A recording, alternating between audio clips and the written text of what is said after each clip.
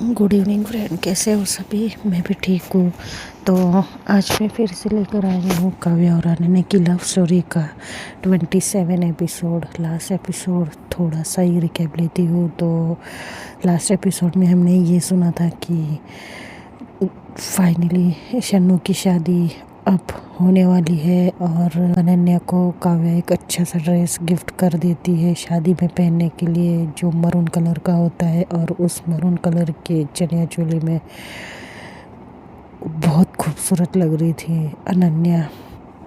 अनन्या थी तो सांवली, लेकिन दिखने में वो अच्छी थी। और सिर्फ उसी तरह काव्या भी लहंगा पहनती है और उसमें वो डार्क ब्राउन कलर में और भी उभर कर दिख रही थी, क्योंकि फेयर लुक था काव्या का। तो काव्या बहुत ज़्यादा खूबसूरत दिख रही थी। अब ये कहे कि आज के दिन काव्या और अनन्या की एक दूसरे पे से नज़र हट ही नहीं रही थी और बस तैयार होके फिर ये लोग तैयार होते। तो अनन्या का शादी में जाने का मन नहीं होता है। वो बोलती कि क्यों ना हम आज घर ही रुके। तो काव्या उसे बेशर्म कह के बात को टाल देती है और फिर ये लोग शन्नू के घर जाते हैं और वहाँ पर शन्नू से थोड़ी बहुत बात करते हैं। उतने में जो काव्या का भाई है वो बोलता है कि बारात आ गई है। तो फिर अनन्या काव्या को शन्नू के पास रुकने के लिए कहती है और खुद बाहर जाती है देखने के लिए। और वो जब बाहर देखती तो वो शौक की शौक रह जाती है, क्योंकि बाहर दूल्हे के साथ साथ वो लड़का भी था जो वो ट्रेन में अनन्या और काव्या को मिला था। तो अब सुनते हैं आगे।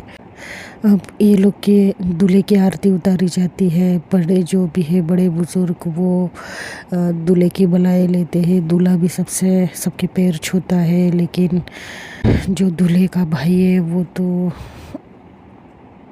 अनन्या के तरफ ही देख रहा था। अनन्या और उसका जो आई कांटेक्ट हो जाता है वो तोड़ती है अनन्या, और क्योंकि पीछे से काव्या आ जाती है और काव्या भी उस लड़के को देखती है और वो अनन्या को बोलती है कि ये यहाँ क्या कर रहा है। अनन्या बोलती चलो यहाँ से। और फिर ये लोग शन्नू के पास जाते हैं और दूल्हा जाकर सीधे मंडप में जाकर बैठ जाता है। तो और जो भी दूल्हे के साथ आए थे बाराती, वो सारे मंडप के सामने अपने अपने चेयर पर बैठ जाते हैं। लेकिन जो रोशन था वो उसकी नज़र तो सिर्फ अनन्या को ही ढूंढ रही थी और वो उठकर जा भी नहीं सकता था, क्योंकि उसकी जो नए भाभी का घर था और उसको वहाँ का कुछ भी पता नहीं था, तो उठ के जा भी नहीं सकता था अनन्या को ढूंढने के लिए। फिर पंडित जी है वो मंत्र पढ़ते हैं। मंत्र थोड़े बहुत हो जाने के बाद पंडित जी दुल्हन को बुलाने का इशारा करते हैं। तो शन्नू को बुलाने के लिए काव्या की मम्मी जाती है और कुछ औरतें जाती है और फिर शन्नू को बोलती कि चलो तुम्हें पंडित जी बुला रहे। और फिर काव्या और अनन्या शन्नू को लेकर नीचे आने लगते हैं। कुछ सहेलियाँ भी थी। और जब वो लोग वहाँ से सामने से आ रहे थे तो जो रोशन है बस अनन्या को देखकर एकदम बोलते ना, हाँ, उसका मन हल्का हो गया था। वो कब से अनन्या को ही ढूंढ रहा था। और काव्या का भी ध्यान जाता है कि वो किस तरह से अनन्या को घूर रहा है और वो अनन्या को भी देख रही थी। अनन्या का ध्यान नहीं था उस लड़के के पास। फिर शन्नू को वो लोग मंडप में बिठाते हैं दूल्हे के बाजू में और मंत्र पढ़े जाते हैं। अनन्या काव्या और सारे वही होते हैं। कुछ देर में शादी संपन्न होती है, लेकिन पूरी शादी में रोशन का सिर्फ और सिर्फ अनन्या के ऊपर ही ध्यान था और कुछ फूल भी फेंकते रहता है वो अनन्या के ऊपर, लेकिन वो किसी को पता लगने नहीं देता है। शादी संपन्न होने के बाद अब आती है विदाई की बारी। तो शन्नू रोती है, दुल्हन रोती है, दुल्हन के साथ साथ वो काव्या भी रोती है, क्योंकि काव्या की दोस्त थी वो। और उन दोनों को रोता हुआ देख अनन्या को भी रोना आता है। और जब अनन्या रो रही थी तो रोशन को कहा अच्छा लगने वाला था। रोशन टिश्यू और एक पानी का ग्लास लेकर अनन्या के पास पहुंच जाता है और अनन्या देखती है तो अब रोने की इसमें थी तो वो उसको इतना ध्यान नहीं आता है। और पानी का गिलास लेती है और शन्नू को दे देती है। और फिर शन्नू को दुल्हन को किसी तरह चुप रहने के लिए कहते हैं और ऐसे ही कुछ 1-2 घंटे में विदाई भी हो जाती है। अब होता ये है कि शन्नू को गाड़ी में बिठाया जाता है, सब लोग साथ में बिठाते हैं और फिर वो जो रोशन है अनन्या को कहता है कि मुझे तुमसे 2 मिनट बात करनी है। तो अनन्या कहती है कि नहीं, मुझे कोई बात नहीं करनी है तुमसे। और क्या बात करनी है तुम्हें मुझसे? अब जानना पहचान और मैं तेरा मेहमान। तो रोशन स्माइल करता है और रोशन बोलता है कि जी मैं फ़िलहाल तो आपका मेहमान ही हूँ, उसी हैसियत से आपको मुझसे 2 मिनट बात करनी चाहिए कि नहीं? तो अनन्या बोलती है देखो, तुम्हारी जो ये नई भाभी है उसकी विदाई हो रही है और वो गाड़ी में बैठ चुकी है, तो तुम सबको लेट करवाओगे? तो जो रोशन ने बोलता है ठीक है, फिर कभी मुलाकात होगी तो आपको मुझे 2 मिनट से ज़्यादा वक्त देना पड़ेगा फिर मिस। तो अनन्या कुछ बोलती नहीं है और काव्या एक्चुअली शन्नू के यहाँ थी, तो वो देखती है कि रोशन और अनन्या कुछ बातें कर रहे हैं, तो वो उस टाइम के लिए इग्नोर करती है। और उसके बाद वो दुल्हन की गाड़ी जब चलने लगती है तो रोशन भी पीछे बहुत सारी कार थी, उसमें एक कार में बैठ जाता है और वो भी अनन्या को देखते देखते बाय करते करते वो भी वहाँ से उसकी भी गाड़ी चली जाती है। इसी तरह से सारी गाड़ियाँ भी चली जाती है, शादी भी पूरी हो जाती है।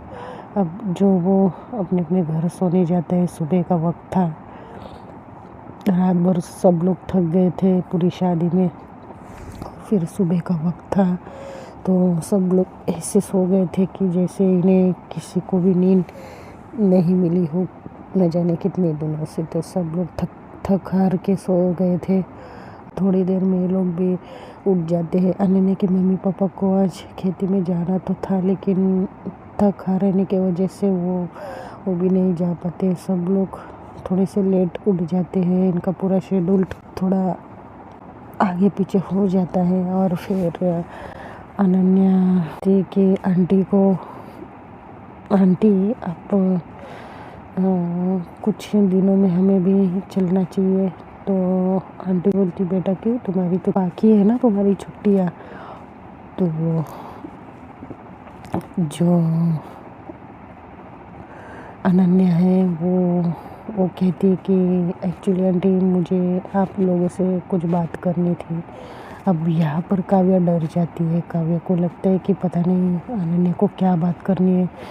अनन्या को घूरते हुए काव्या देखने लगती है और काव्या बोलती क्या बात करनी है? अब देखो सब लोग थक गए हैं तो फुर्सत में कर लेना बात, अब अभी रहने दो। तो अनन्या बोलती नहीं, बहुत इम्पोर्टेंट बात है, मुझे वो डिस्कस तो करनी होगी तुम्हारे मम्मी और पापा से। काव्या बहुत ज़्यादा डर जाती है और वो इशारे से कहती कि क्या बात करनी, मत करो अभी कुछ भी बातें। लेकिन अनन्या नहीं सुनती और अनन्या बोलती है अंकल आंटी से कि अंकल आंटी मैं कुछ ही दिनों में अब्रॉड जाने वाली हूँ आगे की पढ़ाई के लिए। अब अब्रॉड में करनी है तो मैं वहाँ जाने वाली हूँ। तो फिर अंकल आंटी बोलती वाह बेटा, ये तो बहुत अच्छी बात है। और तो अनन्या बोलती कि देखा आपको भी ये बात अच्छी लग रही है ना? तो अंकल आंटी बोलती हाँ बेटा, अगर तुम्हें जाने का मौका मिल रहा है तो तुम चली जाओ, सबको कहाँ ऐसे मौके मिलते हैं बेटा, तो तुम चली जाओ। तो अनन्या बोलती एग्जैक्टली मैं भी काव्या को यही बता रही थी और कब से मैं उसके पीछे पड़ी हूँ कि ऐसे मौके नहीं मिलते बार बार। तो काव्या के मम्मी पापा एक दूसरे को देखते हैं और अनन्या को देखने लगते हैं। उनको कुछ समझ में नहीं आ रहा था वो क्या कहने की कोशिश कर रही है अनन्या। अनन्या बोलती क्या हुआ, आप ऐसे क्यों घूर रहे हैं मुझे? तो काव्या की मम्मी बोलती बेटा तुम क्या कह रही हो, हमें कुछ समझ में नहीं आ रहा है, अब तुम जा रही हो उसमें काव्या को क्या समझना चाहिए? तो बोलती है अरे आंटी वो एक्चुअली मैंने सोचा कि देखिए यहाँ पर पटना में मैं मानती हूँ कि वो बड़ी सिटी है, तो देखिए लेकिन जो पढ़ाई अब्रॉड में होगी वो से यहाँ के मुकाबले में कुछ अच्छी होगी ना। तो मैं ये चाहती हूँ कि क्यों ना आप काव्या को भी मेरे साथ अब्रॉड भेजें। तो जब अनन्या की ये बातें मम्मी पापा सुनते तो हैरान हो जाते, एक दूसरे की शक्ल देखने लगते और काव्या को भी देखने लगते। तो जो काव्या के पापा है वो कुछ बोलते नहीं है और वो चुपचाप चार पहिया होती है उस पर बैठ जाते हैं। तो अनन्या बोलती, क्या हुआ अंकल, आप ऐसे क्यों बैठे हो, मैं आपसे कुछ इजाज़त मांग रही हूँ, क्या आप मुझे इजाज़त दोगे, आप तो मुझे बेटी मानते हो ना और इतने दिनों से मुझे जान भी रहे हो आप। तो काव्या के पापा बोलते, बेटा बात वो नहीं है। तो अनन्या बोलती, तो मुझे पता है अंकल, बात पैसों की दिक्कत की, तो वो मैं आपकी बेटी नहीं हूँ क्या मेरा इतना भी हक नहीं बनता है कि मैं अपनी फ्रेंड को अब्रॉड लेके जाऊँ मेरे साथ। तो काव्या के पापा बोलते, बात वो नहीं है बेटा, हम इतने गरीब हैं, अब तुम हमारी हालत तो देख ही रही हो, हमारी औकात सरकारी स्कूल में डालने की है बेटा, लेकिन हम कैसे तैसे काव्या को पढ़ा रहे हैं कि ताकि ये कुछ बन जाए। और हमने तो कभी सपने में भी नहीं सोचा था कि उसे हम अब्रॉड भी भेज सकते हैं। तो अनन्या बोलती, तो अंकल इसे सपना मत समझिए, इसको हकीकत समझिए, मैं अपनी तरफ से लेके जाऊंगी और मैं इसे खुशी से लेकर जाना चाहती हूँ, क्योंकि देखिए मैं भी वहाँ अकेली रहूँगी, मैं बोर हो जाऊँगी, तो क्यों ना मेरे साथ साथ मेरी बेस्ट फ्रेंड भी चली जाए और उसकी भी पढ़ाई हो जाए अच्छे से और मेरी भी। तो काव्या के पापा अपनी वाइफ को देखने लगते हैं, यानी काव्या की मम्मी को, कि वो भी कुछ कहे। तो अब मियाँ बीवी थे तो वो एक दूसरे की नज़र को अच्छे से जानते थे। तो काव्या की मम्मी बोलती, नहीं बेटा अनन्या ऐसे नहीं हो सकता, हम काव्या को नहीं भेज सकते इतनी दूर। तो अनन्या बोलती, कम ऑन आंटी प्लीज़, देखिए प्लीज़, अगर आप दोनों मुझे बेटी मानते हो कि नहीं, आप मुझे मना कैसे कर सकते हो। तो अंकल आंटी बोलती कि बेटा बात वो नहीं है, तुम समझा करो बात को, हमारे पास इतने पैसे भी तक नहीं है कि हम हमारे जो ये बच्चा है इसे अच्छे स्कूल में दाखिला करें, और तुम काव्या को अब्रॉड लेके जाने की बात कर रही हो। बेटा अगर हम ये घर भी बेचें और ख़ुद को भी बेचें ना, तो भी इतना पैसा नहीं आ सकता हमारे पास अब्रॉड जाने के लिए। तो अनन्या बोलती, प्लीज़ अंकल आंटी मैं आपके आगे हाथ जोड़ती हूँ, प्लीज़ आप मुझे अपना समझिए, मैं अपनी खुशी से काव्या को लेके जाना चाहती हूँ, प्लीज़ मना मत कीजिए प्लीज़। और फिर काव्या के पापा बोलते, बेटा अब तुम फ़िलहाल के लिए ये बात यही रोक दो, हम कुछ सोचते हैं। और जब ऐसे बोलते तो काव्या बोलती, पापा तो अनन्या बोलती, सच अंकल, अब ठीक है आप सोच लीजिए, तब तक मैं यही हूँ, मैं अपने घर नहीं जाऊँगी वापस जब तक आप मुझे जवाब नहीं देते। तो अंकल बोलते हैं, ठीक है बेटा, आप हमें थोड़ा सा सोचने का टाइम दो। और फिर ये होता है, तो उसके बाद ये लोग ऐसे इनका टाइम बीतता है। इस दिन बहुत ज़्यादा थक गए थे, ये लोग फिर से खाना खा के सो जाते हैं। आज काव्या के मम्मी पापा भी खेती में नहीं जाते हैं। एक तो अनन्या ने सुबह ही कुछ ऐसी बात कह दी थी, उनके दिमाग में ये सब चल रहा था, वो कुछ सोच भी नहीं पा रही थी, क्योंकि सच में उनके पास इतने पैसे नहीं थे कि वो काव्या को भेज सके। लेकिन अनन्या खुद के पैसों से लेकर जाने वाली थी, लेकिन गरीबों को सेल्फ रिस्पेक्ट बहुत ज़्यादा होती, तो इसी कारण वो इसे नहीं भेज सकते थे। तो वो बहुत ज़्यादा सोचते हैं। शाम से रात होती है, अनन्या बस इंतज़ार कर रही थी दोनों के उत्तर का। तो रात होते अब ये लोग खाना खाते हैं। आज खाने पर बड़ी चुप्पी मच गई थी, क्योंकि कोई बात नहीं कर रहा था। अनन्या भी सबकी शक्ल देखती खाना खाते खाते और मन में सोचती कि अरे यार, मैंने इनका दिल तो नहीं दुखाया कहीं, इन्हें कुछ अलग तो नहीं लग रहा है कि मैं इनकी मजबूरी को बयां कर रही हूँ। तो अनन्या बस इसी थिंकिंग में थी। तो इन लोग का खाना भी हो जाता है। तो अनन्या बोलती कि अंकल आंटी, क्या आप मुझसे नाराज़ हो? आप सुबह से आपने मुझसे बात नहीं की दोनों ने। तो अंकल आंटी बोलती नहीं बेटा, बात ही ऐसी इतनी बड़ी कि हम सोच भी नहीं पा रहे कि हम क्या कर सकते हैं। तो अनन्या कुछ बोलती नहीं है क्योंकि काव्या अनन्या को एक पिंच करती है, शांत रहने का इशारा करती है। इसके लिए अनन्या कुछ कहती नहीं है। अब क्या होता है कि ये लोग सोने जाते हैं और दिन भर थकने के बाद जो काव्या इतनी सजी धजी हुई थी, अनन्या को तो वैसे भी काव्या को प्यार करने का मन कर रहा था। तो ये लोग सब लोग सो जाते हैं हमेशा की तरह।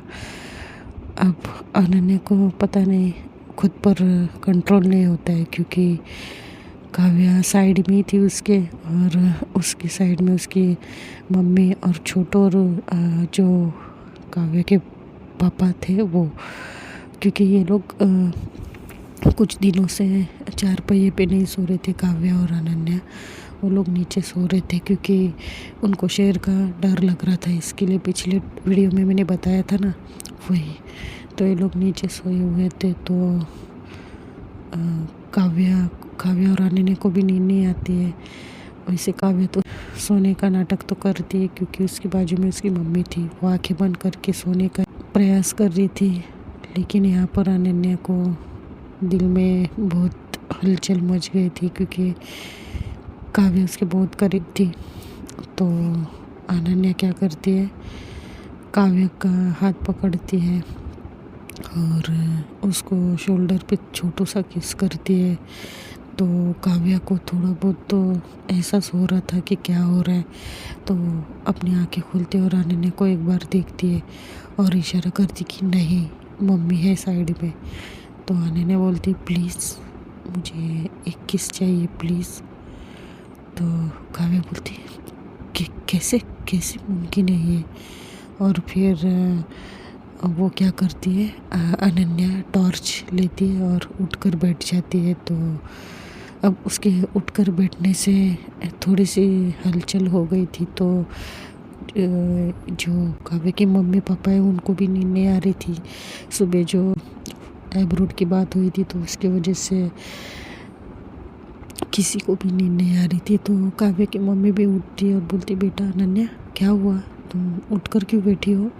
तो अनन्या डर जाती, बोलती नहीं आंटी, वो एक्चुअली मुझे वॉशरूम जाना था। तो काव्या की मम्मी बोलती अच्छा काव्या को लेकर जाओ, काव्या जाओ उसके साथ। तो काव्या बोलती ठीक है चलो। जब ये लोग वॉशरूम जाते तो अनन्या क्या करती है, काव्या को वही दीवार पर लगा देती और उसको बोलती है अब आई ना हाथ में मेरे। तो काव्या बोलती क्या कर रही हो यार, प्लीज़ ऐसे मत करो, देखो बाहर मम्मी पापा सोए हैं और अगर किसी ने देख लिया तो क्या करेंगे, प्लीज़ ऐसा मत करो। तो अनन्या बोलती अच्छा क्यों, तुम्हारा मन नहीं हो रहा है मेरे करीब आने का? तो काव्या बोलती ऐसी बात नहीं है बच्चा, लेकिन यहाँ पर अब किसी कुछ मेहमान भी है, कुछ मेहमान गए नहीं है तो कोई ना कोई जागते रहता है गांव में, किसी ने देख लिया तो क्या करेंगे, चांदनी रात की रोशनी भी है, प्लीज़। तो अनन्या बोलती नो प्लीज़, अब इस वक्त मैं कुछ नहीं सुनूंगी, बस मुझे एक किस चाहिए थी बस। तो काव्या बोलती ठीक है सिर्फ एक किस, एक ही। तो अनन्या बोलती यस पक्का पक्का एक ही किस। तो काव्या अपनी आंखें बंद करती है और अनन्या इशारा समझ जाती। तो अनन्या क्या करती है, अपने लिप्स को काव्या के लिप्स के पास लेके जाती है और उसको किस करने लगती है और धीरे धीरे किस करने लगती। तो उसका किस अब थोड़ा सा ज़्यादा हो गया था और डीपली हो गया था उसके किस। तो बहुत ज़्यादा कुछ 5 मिनट होते 10 मिनट होते लोग किस पे किस किए जा रहे थे। अनन्या काव्या को छोड़ने का मन ही नहीं कर रहा था। अनन्या काव्या उसे पीछे ढकेलती है, फिर भी अनन्या उसको फिर से पकड़ती है और किस करने लगती है। उसको नेक पे भी किस करने लगती है। और जब ये लोग दोनों किस कर रहे थे तो जो पीछे कोई खड़े होकर ये सब देख रहा था, और जो पीछे खड़े होकर जो देख रहा था वो गांव में कि कोई मेहमान नहीं या फिर कोई शन्नू के घर से नहीं, वो खुद काव्य की मम्मी थी, क्योंकि इनके पीछे पीछे उनकी मम्मी भी आ गई थी और ये लोग किस कर रहे थे। और अब ऐसी हालत में आंटी उनको ऐसे देखकर कुछ कह नहीं रही थी, क्योंकि रात का समय था और रात में बहुत शांति होती है, तो थोड़ी भी आवाज़ करे, कुछ बात करने की आवाज़ वो चारों तरफ फैलती। इसके लिए काव्य की मम्मा किसी को, दोनों में से किसी को रोकती नहीं है, ना ही कुछ बोलती है। वो चुपचाप अपनी जगह पर जाकर सो जाती है। अब ये लोग काफ़ी टाइम बाद ये लोग फिर इन लोग को काफ़ी टाइम होता है। काव्या पुश करती है अनन्या को और बोलती है, अनन्या बहुत टाइम हो गया है, देखो मम्मी पापा को शक हो जाएगा, पता नहीं कहाँ चले गए, उनको ऐसा लगेगा, चलो सो जाते हैं। तो अनन्या बोलती ठीक है। और फिर अनन्या और काव्या आकर चुपचाप लेट जाते हैं। यहाँ पर काव्या की जो मम्मी है वो, उन्हें बहुत ज़्यादा गुस्सा आ रहा था दोनों पे, इतना गुस्सा आ रहा था कि उनका मन कर रहा था कि मैं अभी उठकर इन दोनों को कुछ कह दूँ, लेकिन वैसा नहीं कर सकती थी और इसके लिए वो बहुत ज़्यादा कंट्रोल कर रही थी आंटी। तो ऐसे ही फिर पूरी रात बीत जाती है। दूसरी सुबह अनन्या और काव्या सो रहे थे और आज काव्या की मम्मी ने काव्या को भी आवाज़ नहीं दी थी उठने के लिए, ना ही अनन्या को।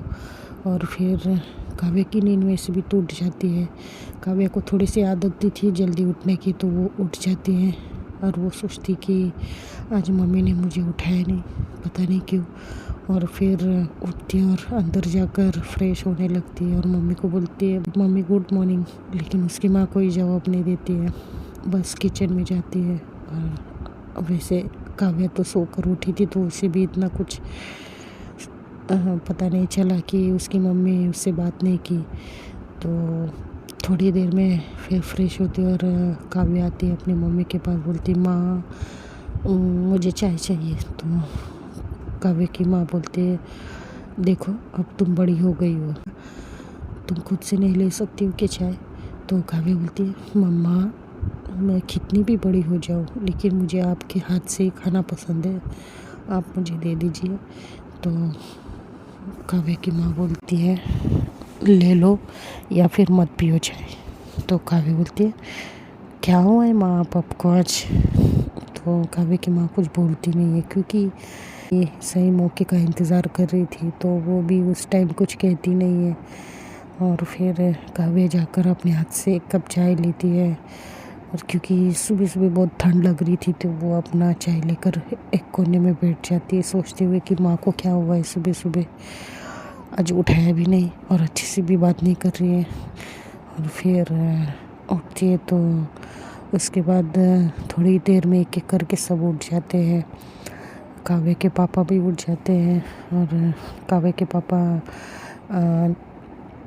अपना जो भी जो जानवरों को सुबह सुबह धोना या फिर उनका जो भी खत पानी बोलते उसे वो करना, वो सब कर रहे थे। तो वो आंटी बाहर ही रहती है, काव्या के पास भी नहीं रुकती है किचन में।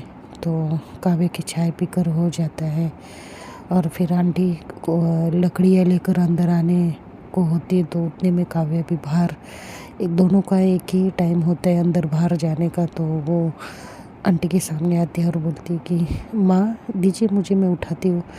तो काव्या की माँ बोलती है हटो सामने से, मुझे मेरा काम करने दो। और फिर ऐसा बोलकर वो जाती है। और फिर काव्या बोलती है माँ क्या हुआ है आपको आज, आप मुझसे अच्छे से बात क्यों नहीं कर रही है, क्या हुआ है मम्मा, कुछ हुआ है क्या, प्लीज़ मुझसे बात करिए।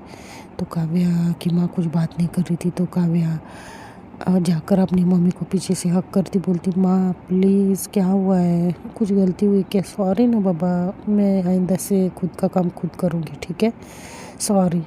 और फिर बोलती कि अच्छा तुम ऐसे लिपट जाती हो जैसे कि छोटी बच्ची हो ना। तो काव्या बोलती हाँ माँ, अब क्या करूँ, आप मेरी माँ है तो आपसे ही मैं लिपट जाऊँगी ना ऐसे। तो जब काव्या की माँ, तो काव्या ऐसा बोलती तो काव्या की माँ बोलती अच्छा बस मुझे ऐसा लिपटती है। और तो काव्या बोलती माँ क्या कह रही हो आप ये? तो काव्या की माँ बोलती हाँ, जाकर अपनी शक्ल आईने में देखो और फिर मुझसे बात करने आ जाओ, ठीक है। तो काव्या सोच में पड़ जाती, माँ ऐसा क्यों कह रही है। और वो सच में जाके आईने के सामने खड़ी हो जाती तो देखती कि उसके लिप्स के पास छोटा सा कट था। तो काव्या इतनी डर जाती उसके पैरों तले मानो जैसे ज़मीन खिसक गई हो, क्योंकि उसको अब थोड़ा सा शक हुआ था कि माँ को कहीं हमारे ऊपर शक तो नहीं हुआ है, कहीं माँ को पता तो नहीं चला कि ये अनन्या ने दिया हुआ है का। तो वो और अपने उंगली से उस कट को थोड़ा सा सहलाती है, उसको थोड़ा सा पेन हो रहा था, लेकिन उसके दिमाग में उसकी माँ की बातें चल रही थी और वो आंखें बड़ी कर कर के अपने लिप्स को ही देख रही थी और मन में सोच रही थी। और पूरी उसका बॉडी अब कांपने लगी थी कि कहीं माँ को पता तो नहीं चला कि अनन्या और मेरे बारे में माँ ने देख तो नहीं लिया कल रात। ओह माय गॉड, अब क्या करूँ। और वो जाती फटाफट और वो बाहर जाती तो देखती कि उसकी मम्मी नहीं होती वहाँ पर। और फिर वो जाकर अनन्या को जगाने की कोशिश करती है, और लेकिन अनन्या शादी की वजह से इतनी थक गई थी कि उसे उठने को भी नहीं हो रहा था। सुबह की ठंडी ठंडी हवा में बार बार चादर ओढ़े सोए जा रही थी। काव्या बोलती हूँ ये भगवान, ही लड़की भी नहीं उठ रही है, अब क्या करूँ मैं, कहीं माँ को पता तो नहीं चला, अगर माँ को पता चला तो क्या करूँगी मैं, मेरा तो मर्डर ही कर देगी मम्मी। ऐसा सोचती सोचती वो बस बैठी हुई थी। तो थोड़ी देर में, कुछ आधे घंटे में अनन्या उठ जाती है, क्योंकि सूरज की रोशनी अनन्या के मुंह पर गिर रही थी तो इसके लिए वो उठ जाती है। और सुबह सुबह काव्या को अपने सामने देखकर वो खुश होती, स्माइल करती, बोलती वाह आज का दिन तो मेरे लिए बहुत अच्छा होने वाला है, शायद मेरी जान मेरे सामने है और सबसे पहले उसका ही चेहरा मुझे दिखा। तो काव्या कुछ रिएक्ट ही नहीं करती है, बस पुतला बनकर उसके सामने ऐसी बैठी हुई रहती है, उसको बस देखती है रहती है और कुछ बोलती नहीं है। तो अनन्या बोलती क्या हुआ, इसमें स्टैचू क्यों बनी हो, स्टैचू खेल रहे हो क्या गोलू मोलू और तुम? तो काव्या बोलती है स्टैचू की बच्ची, मैंने तुमसे कहा था कि घर में ये सब नहीं करना। तो अनन्या बोलती क्या मतलब, क्या बोल रही हो तुम सुबह सुबह, हटो मुझे वॉशरूम जाने दो। तो अनन्या, तो काव्या बोलती बस इसी के चक्कर में तुम पूरा, अब क्या होगा पता नहीं। अनन्या जाती वॉशरूम और वहाँ से आती बोलती है कि बोलो अब क्या हुआ है, इतनी क्यों चिड़ी हो सुबह सुबह। और अपना जो चादर वो सब बिस्तरा है वो अच्छे से रखने के लिए अनन्या अपने हाथ चला रही थी। तो काव्या कुछ बोल ही नहीं पाती है, अब वो क्या बोले, कैसे बताए अनन्या को भी सुबह सुबह उसको इतना बड़ा झटका कैसे दे, इसके लिए वो चुप हो जाती है। फिर अनन्या बोलती कि अब क्या हुआ, अब क्यों चुप हो गई, बोलो क्या हुआ है, सुबह सुबह चांद से मुखड़े पर 12 क्यों बजे हुए। तो कुछ कहने जाती उतने में काव्या के जो पापा है बोलते बेटा उठ गई, गुड मॉर्निंग। तो बोलती गुड मॉर्निंग अंकल, आंटी कहाँ पर है? तो बोलती पता नहीं, मैं भी उसे ही ढूंढ रहा हूँ, सुबह सुबह कहाँ चली गई है। और फिर ये लोग बोलते क्या मतलब, होगी यही कहीं। तो अंकल बोलते नहीं बेटा, पिछले आधे पौने घंटे से तुम्हारी आंटी गायब है, मैं कब से ढूंढ रहा हूँ। तो काव्या को तो कुछ समझ में नहीं आ रहा था, क्योंकि काव्या तो बस अपने पापा की शक्ल ही देख रही थी, क्योंकि काव्या को थोड़ी बात तो पता चली थी कि उसकी माँ को कहीं ना कहीं कुछ पता चला है। काव्या बस हैरानी से देख रही थी। अनन्या बोलती अंकल आंटी यही गई होगी या फिर शन्नू के घर गई होगी। तो अंकल बोलती नहीं बेटा, मैं अभी एक राउंड मार कर आया हूँ, वहाँ पे नहीं है तुम्हारी आंटी। तो जो काव्य है वो उसके पूरे हाथ पैर ठंडे पड़ जाते हैं। और फिर अनन्या बोलती तुम्हें क्या हुआ है, तुम क्यों घबरा रही हो। अरे आंटी कहीं भी नहीं चली गई होगी, यही कहीं पर होगी। तो काव्या के जो पापा बोलती है हाँ बेटा वही मैं भी सोच रहा हूँ, यही कहीं खेती में यही कोई आसपास गई होगी। तो जो काव्या के पापा बोलते तो तुम जाओ फ्रेश हो जाओ और चाय वगैरह पी लो बेटा, मैं देखता हूँ तुम्हारे आंटी को कहाँ है। तो अनन्या बोलती ठीक है। और ऐसा कहकर अनन्या जाती है, फ्रेश होती है। तब तक काव्या अनन्या को कुछ भी नहीं बताती, क्योंकि काव्या को बहुत ज़्यादा अपने मुंह से ये बताने के लिए डर लग रहा था, मम्मी को पता चल गया करके अब क्या ही होगा, वो बहुत ज़्यादा डर रही थी। तो देखते हैं दोस्तों नेक्स्ट एपिसोड में क्या होगा। If you like my story, like comment and subscribe.